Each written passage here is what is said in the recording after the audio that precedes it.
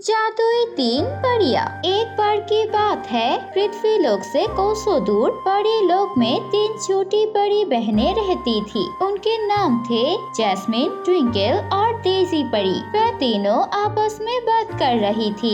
हमारे पास इतनी जादुई शक्तियाँ हैं, पर इसकी उपयोग हम इस परी लोक में क्यों नहीं कर पाते? क्योंकि हमारे परी लोक में सभी को जादू आता है, इसलिए हमारे जादू यहाँ काम नहीं करता। ट्विंकल बिल्कुल सही कह रही है, हमें कहीं और अपने जादुई शक्तियों का उपयोग करना होगा। फिर तो एक ही जगह है जहाँ हम अपने जादू का उपयोग कर सकता है, वो पृथ्वी लोक है। ये तुमने बिल्कुल सही कहा। धरती पर बहुत सी ऐसी लोग हैं जिन्हें हमारी जरूरत होगी। क्यों न हम धरती वासियों का सहायता करें? ऐसा कहकर तीनों परियां पृथ्वी लोक के ओर उड़ चली। वो तीनों एक गांव में पहुंची। उन्हें वहां एक दुखी बूढ़ी औरत दिखाई दी जो अपनी टूटी हुई झोपड़ी के सामने बैठी हुई थी। चलो रूप बदलकर हम उनकी मदद करते हैं। उन बूढ़ी अम्मा के लिए एक नया घर बना देते हैं। तीनों परियां अपना रूप बदल लेती है। ट्विंकल परी बूढ़ी अम्मा के लिए एक नई झोपड़ी बना देती है। बूढ़ी अम्मा नया झोपड़ी देखकर बहुत खुश होती है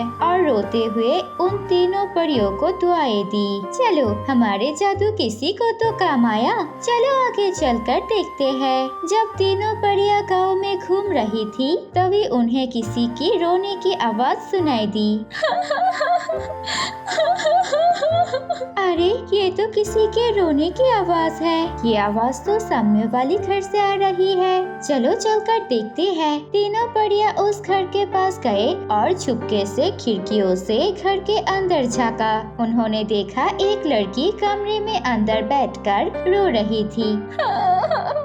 मैं अकेले घर का सारा काम कैसे करूं? पूरे घर की सफाई में आधे घंटे में कर पाऊंगी। मेरी मदद करो भगवान। तीनों परियां उसे रोता हुआ देखकर बहुत दुखी होती है। तीनों परियां अपना रूप बदलकर उसके पास गई। वो छोटी सी लड़की उन तीनों परियों को देखकर बोली, कौन हो तुम? तब ट्विंकल परी बोली, दरअसल हम सब परियां हैं। हम जरूरतमंद लोगों की मदद करने के लिए गाँव-गाँव घूम रही है। हमने देखा तुम रो रही हो, इसीलिए हम सब तुम्हारी परेशानी दूर करने के लिए आए हैं। वैसे क्या नाम है तुम्हारा? मेरा नाम छुटकी है। मेरी परेशानी कोई नहीं दूर कर सकता।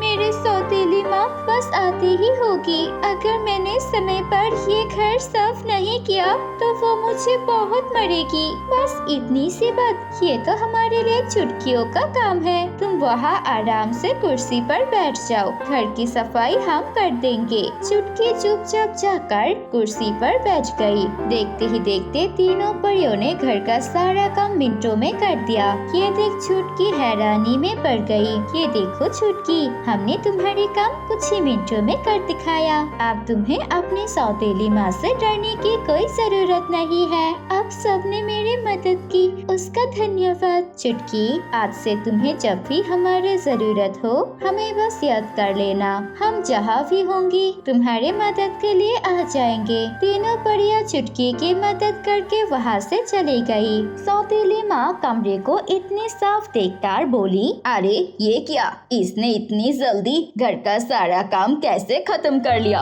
अब इसको परेशान करने के लिए मुझे और भी काम बढ़ाने पड़ेंगे ताकि इसने काम पूरा न कर पाए। चुटकी, ए चुटकी, इधर आ। मैंने गंदे कपड़े भिगो के रखा है, जाकर उन्हें धो।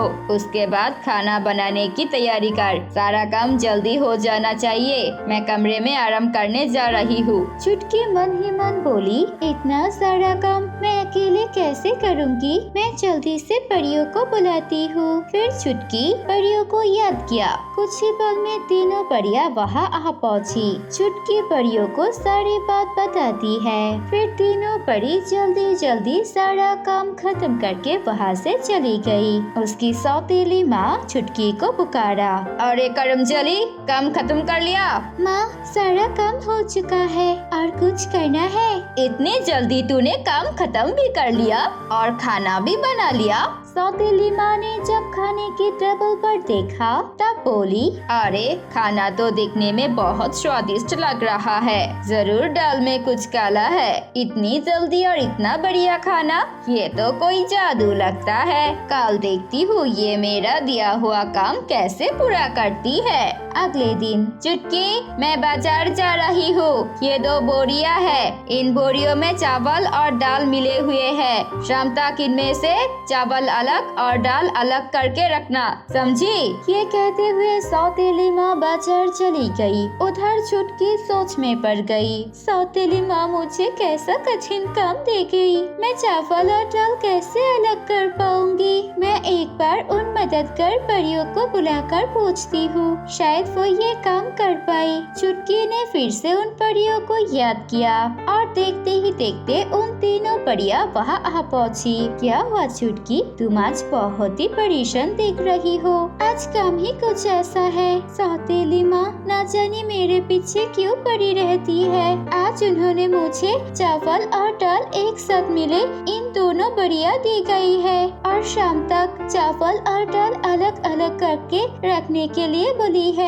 बस इतनी सी बात। जैस्मिन, डेजी, चलो दिखाते हैं अपना कमाल। हमारे प्यारे चुटकी परेशानी में है, ये हम नहीं देख सकते। फिर तीनों परियां मिलकर दोनों बोरियों में से दाल चावल अलग करके अलग अलग बोरियों में बांध देती है। चुटकी परियों का धन्यवाद करते हुए बोली, अगर आज आप तीनों न होती, पता नहीं आज मेरा क्या होता। चुटकी, हम तुम्हारी मदद करने के लिए हमेशा आते रहेंगे। अब तुम शाम तक बेफिक्र होकर आराम करो। अब हम चलते हैं। शाम को जब सौतेली माँ वापस लौटी तब दाल और चावल को अलग अलग देखकर उसे कुछ शक हुआ। सौतेली माँ सोचती है कि जरूर कोई उसकी मदद कर रही है। फिर एक दिन वह चुपके से उन तीनों परियों को चुटकी की मदद करते हुए देख लेती है।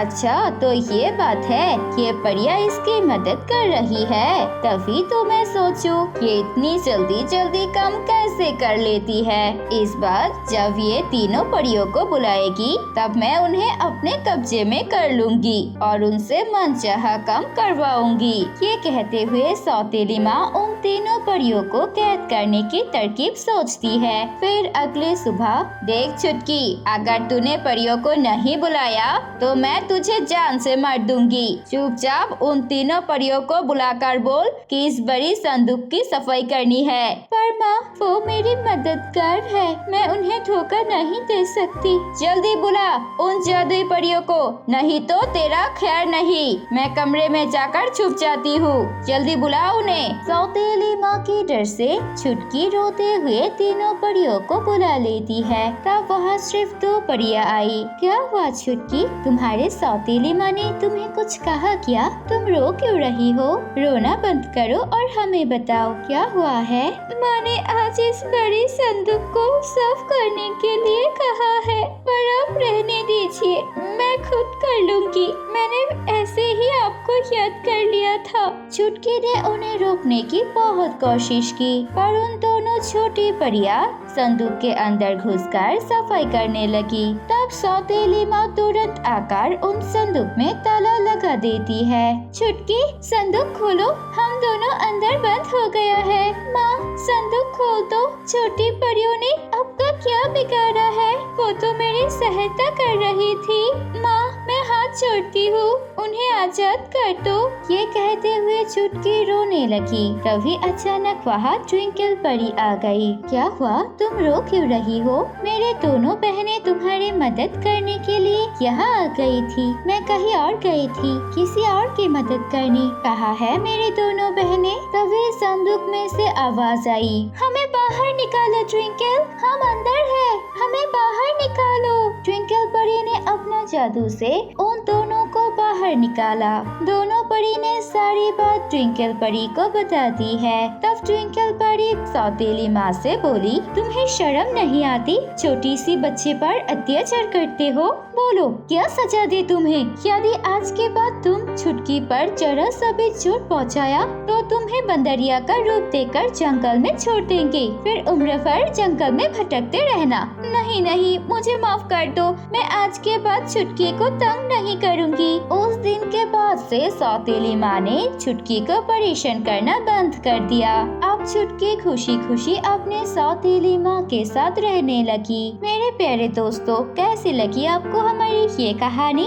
अगर अच्छी लगी है तो इसे लाइक कीजिए, कमेंट करके हमें बताइए आपको कहानी कैसी लगी और अपने दोस्तों के साथ भी शेयर कीजिए ये कहानी। अगर आप हमारे चैनल में नई हो तो हमारे चैनल को सब्सक्राइब करना मत भूलिए। बाय बाय दोस्तों।